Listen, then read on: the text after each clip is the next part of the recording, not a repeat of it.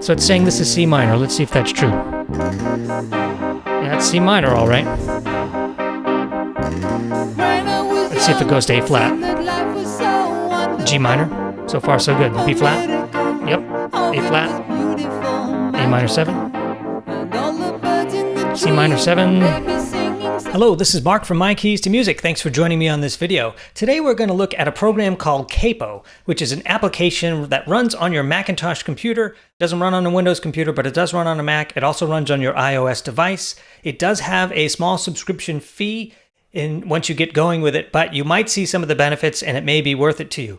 Why would you need something called Capo? What's this all about? If you are a musician who is trying to learn a song by ear or trying to rehearse a song, and you want to slow it down or speed it up, or you want to somehow detect what's under the hood in that song in terms of chords, or maybe pick out some notes by having it go slow enough where you can actually detect them with your own ear, then this is a program that might come in very handy for you.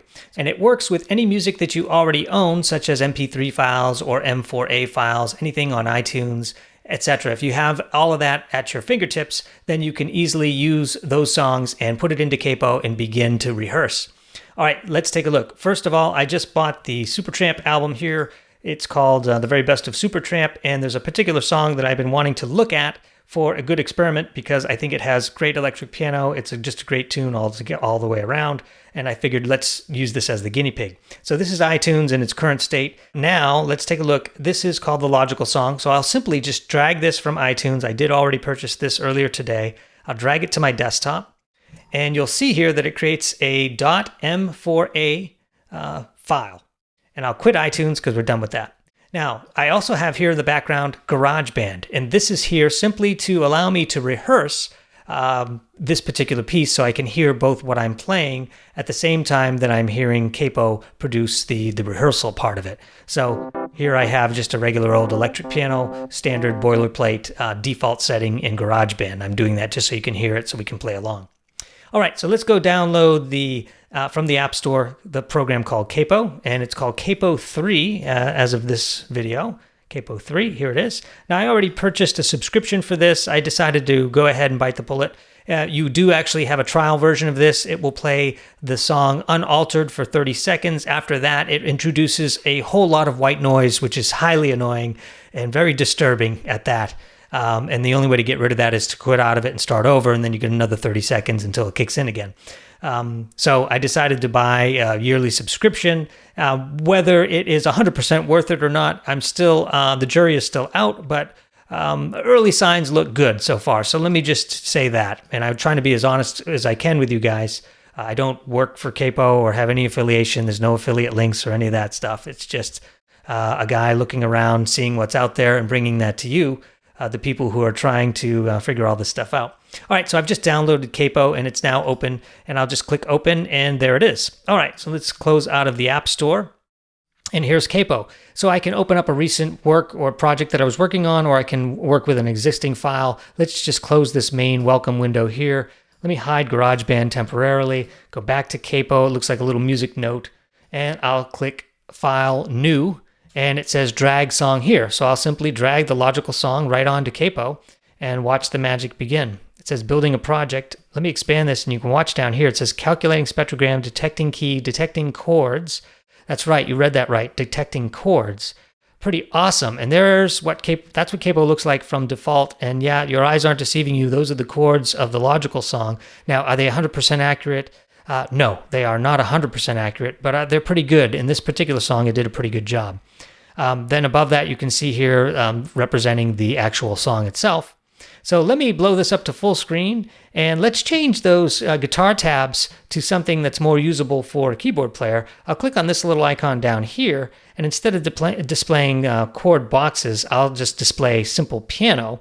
And that will still show me the chord, but it'll show me this miniature keyboard, which gives you a fighting chance, especially if you don't know your chords. And I know there's people out there that simply haven't learned their chords yet, and that's okay. This will give you a fighting chance as to how they are constructed.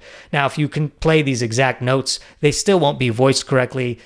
You still have to use a lot of intuition, playing by ear. I mean, really, to pull these songs off to begin with, you have to know something about the keyboard. You can't just be a brand new person and expect to play a Supertramp song from beginning to end flawlessly. But this, even as a pro musician or semi-pro, a program like this, you'll see, will come in very handy. So let's take a look at what some of the features this thing can do and get started. So obviously I can play the song at full speed. I hit the space bar and there's the song. Okay, now what I'd like to do first is challenge these chords a little bit and see how accurate it is. So you should hear my electric piano playing along with this, and hopefully you'll be able to tell the difference. Now, I won't be playing it exactly correctly either. I'm just going to be playing the chords and ham and egging my way through it. So let's see if I can do that. Now, I want to blow this up a little bit. You can see here how some of these chords aren't exactly showing the full keyboard display icon. So that's because I'm not zoomed in enough. So to do that, I need to go to View and Zoom in. And I'm a quick key kind of guy, so I always hold Control or Command equals. And I'll zoom in to the point where all the chords are going to show up nice and neat. And I'm scrolling left to right using my magic mouse, and I just move my finger left and right, and it moves my screen left and right. So if you don't have one already, these magic mice are amazing. You can also do it with a trackpad as well. That's how I go left to right very easily without using, keystrokes or clicking with the mouse. Those are my pro tips I'm going to insist on hitting you with along the way. That's just the way I am. Okay, so I'm going to hold Command left arrow, which gets me to the beginning, and let's just play along. So it's saying this is C minor. Let's see if that's true. That's C minor, all right. Let's see if it goes to A flat. G minor. So far, so good. B flat. Yep. A flat. A minor 7. C minor 7. B flat. I think that D flat might not be exactly correct.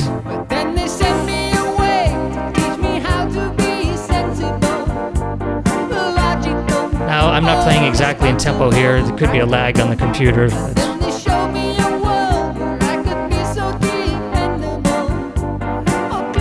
It says that's a G major. I think that's a G minor. Here comes the E flat part, the chorus. I give that an E flat, C minor, although it came late on the display. E flat major, D flat major coming up.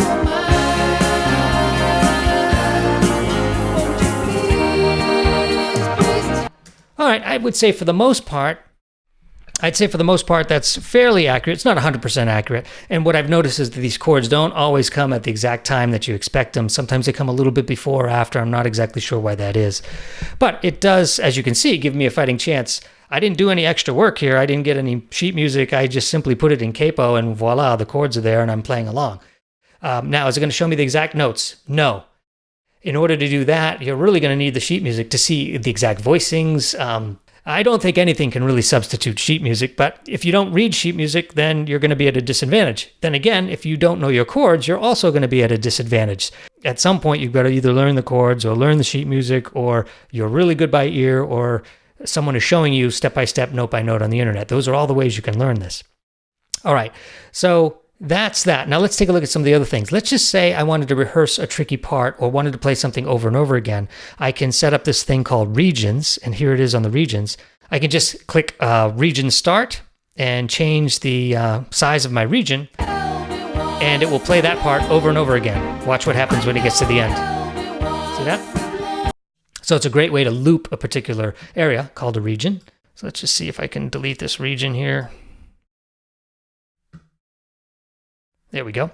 All right, and then some other powerful things are the actual speed. So with the speed, you can actually slow it down 75%, 50%, 25%, or even speed it up if you want to either challenge yourself or there's a part you just want to speed through. So you can, quick key for the speed is up and down arrow. So let's just play this along and I'll speed it up, back down to normal. Then I'll go 75%. That's 75. So if you're learning this for the first time, it might be nice at a 75. That's 50%. Here's 25%.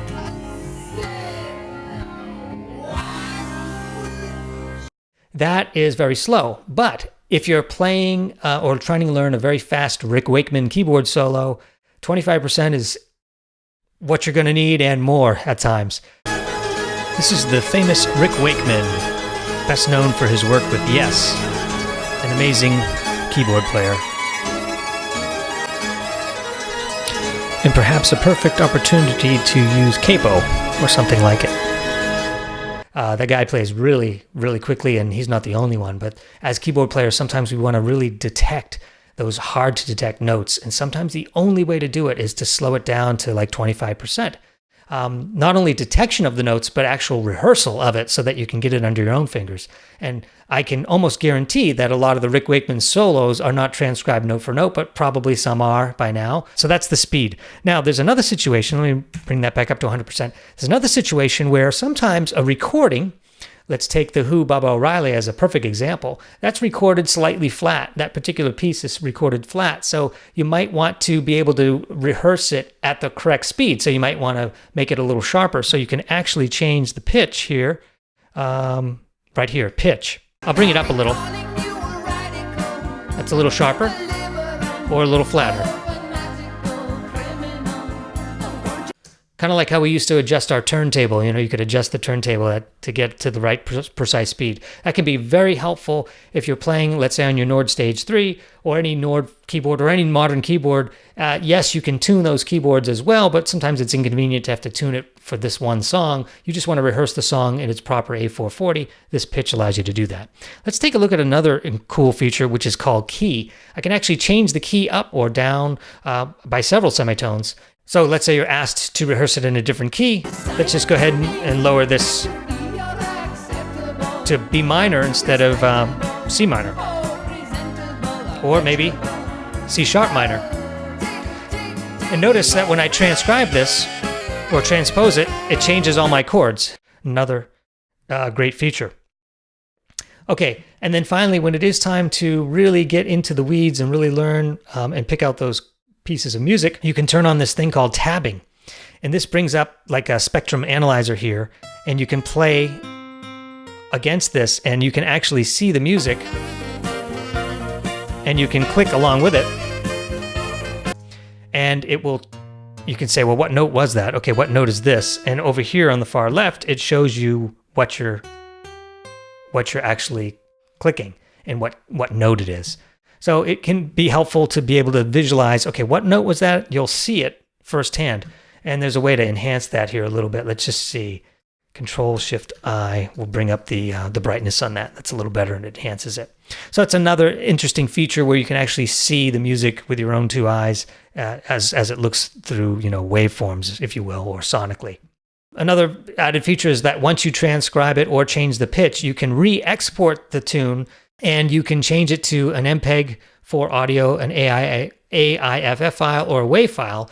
Therefore, you can essentially say, let's take it into Capo, transpose it up a half step, and then export it back, and then rehearse from there, or use it on whatever you need to use it on. All right, so that's the story. Hopefully you learned a lot from that. This is a new direction for me to learn and analyze these computer programs that are available to us as musicians. A lot of times it just seems like there's a million of them. Everyone's got their own take on it. Everyone has their own opinion about what they do, what they don't do. I figured, well, I would start dabbling in that area. If you like that, go ahead and subscribe, and feel free to make comments on what you learned here today, and if it makes sense, if you try this on your own, how far you get. And if need be, maybe I'll consider doing full training lessons on this and make it into a mini series on YouTube, or maybe something, if it makes sense, I'll put it on the course, My Keys to Music. Thanks for watching, and we'll catch you on the next one.